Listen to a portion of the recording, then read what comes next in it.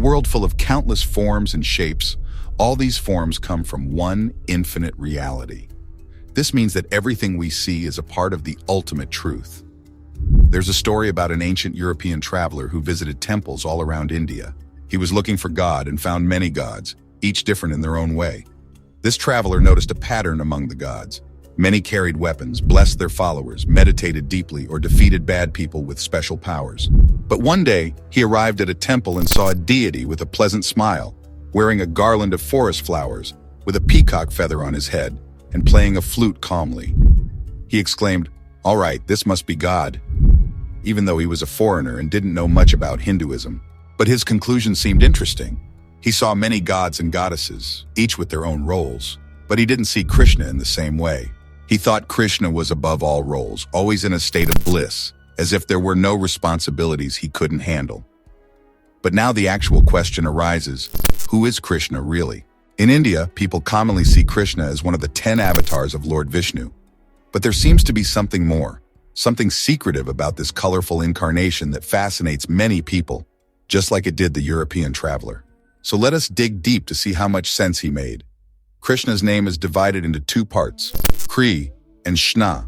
Kri means the father of the world, and Shna means the supreme lord who grants moksha. In Sanskrit, Krishna means all attractive. He is described as the source of all attraction. Krishna represents stability and is the deepest ground of reality. Everything rests on him and ultimately returns to him. He is the foundation. If everything else falls apart, when life becomes chaotic, Krishna is the raft to cling to. Krishna's complexion is often compared to fresh, rain-bearing clouds. The incarnation of Krishna portrays the descent of that infinite consciousness to this material world. This lotus-eyed Lord, always with a pleasant smile, is also known as being blue in color and wearing yellow clothes. Whatever is vast and immeasurable can seem to be blue in color to the mortal eyes. The vastness in nature, such as the sky during daytime or the ocean at its expanses, appear blue to human perception. Hence, the form of Krishna is seen as blue in color, indicating that he is far, far beyond the human vision, though appearing in a human form. The yellow clothes represent the earth. Anything buried in the earth is found to carry a yellowish hue. So the blue form of Krishna, clothed in yellow garments, portrays that the pure, infinite consciousness has come down to earth to play his pastimes. When the infinite, all-pervading truth assumes such a finite form of a human being, it seems that the truth is fettered and limited. But how can the infinite, unlimited truth seem to appear limited at the same time? This is well brought out through the fact that Krishna is known to have taken birth in a prison cell. But obviously, the different layers of the prison, like the walls, the iron bars, the prison guards, etc., could not confine him. Vasudeva, his incarnational father, was empowered to carry him safely out of the prison cell. Krishna is actually known to be Aja, which means unborn or birthless, but he graced his devotee parents who desired for ages and ages to engage in a parental relationship of loving exchanges with that supreme personality through their unalloyed devotion towards him. This portrays that an individual soul can escape the prison if Krishna is allowed inside its core. And the different layers of the body, like the mind, intelligence, and false ego, can be surpassed easily when he empowers us from within the core. Not only his complexions and clothes, but his flute also has a great significance in Hinduism and Sanatan Dharma. Krishna's flute symbolizes divine music and enchantment. When Krishna played his flute, it captivated not only humans, but also animals, birds, and even nature itself. The sweet tunes of Krishna's flute evoked deep emotions and created a sense of spiritual ecstasy. The flute represents humility and the ability to be an empty vessel through which divine music flows.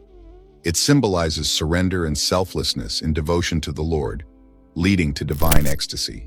Lord Krishna was very well known for his Leela, the divine play.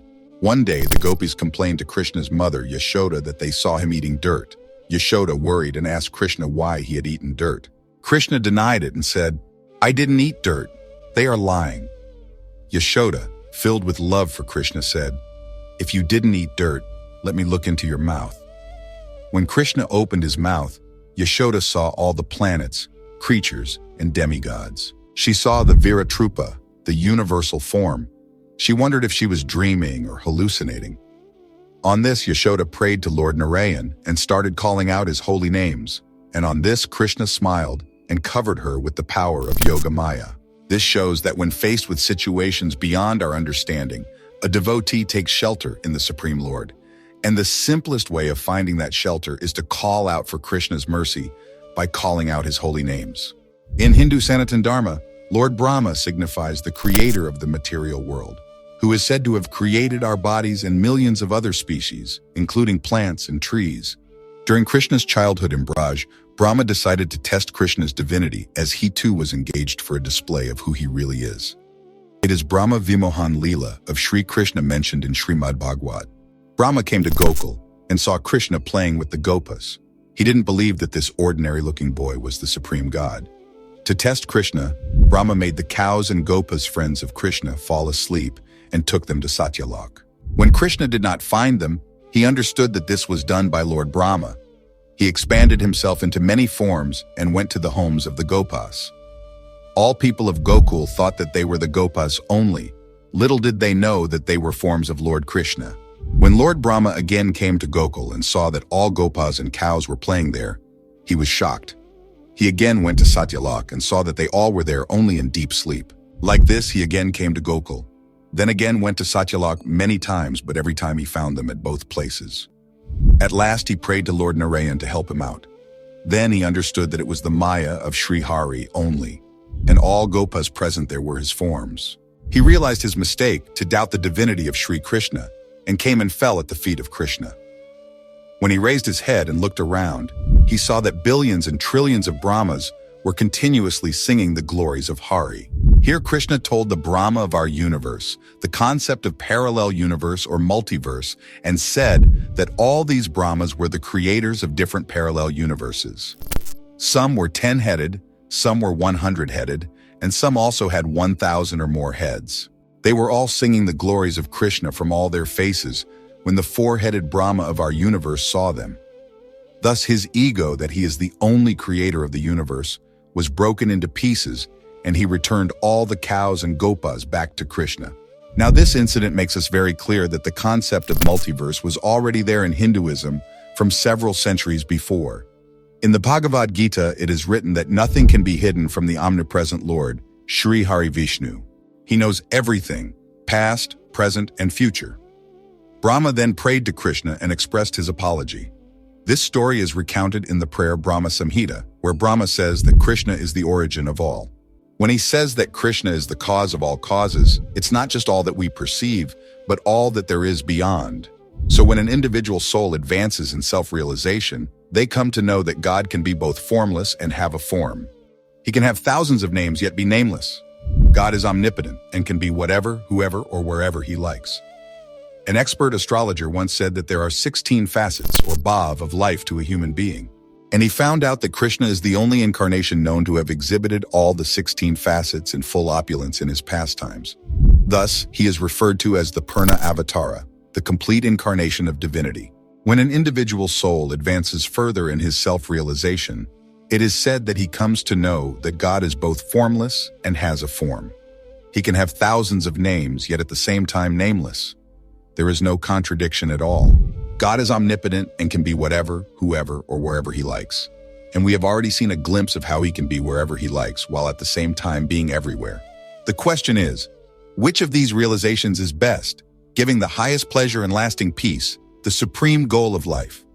The formless realization, or the realization of his form. Some of the prominent ways of realizing the formless features of the Lord are explained in the 7th chapter of Bhagavad Gita. The taste of water, the fragrance of the earth, the intelligence of the intelligent, the strength of the strong, the heat and fire, the in the Vedic mantras. We can see Lord Krishna by his mercy. In Christianity also there's a saying, God created man in his own image. This holds true. That's why love towards Krishna is like watering the root of a tree. Real unconditional love for all living beings, and the entire cosmos will automatically start to bloom. One needn't separately care for the leaves and branches. This love towards God can be among many mellows or rasas, whether as a friend or as a parent or as a conjugal lover or a servant, etc. In other words, one can at the most become godly in relationship with Krishna, but not God. So meditation on the form of Krishna is the highest form of meditation. And when Krishna enters one's life, a devotee doesn't feel the need of anyone else. They are complete by serving Krishna and getting his divine love. Krishna helps us to liberate ourselves from this illusionary world that is Maya. And once a devotee realizes the truth, everything suddenly changes. She will be filled with love and devotion, no complaints. A devotee always accepts the circumstances, no matter what the situation is. He or she will be completely dependent on the will of the God and accept as whatever happened for the good. Whatever is happening for the good, and whatever will happen, that will happen for the good only.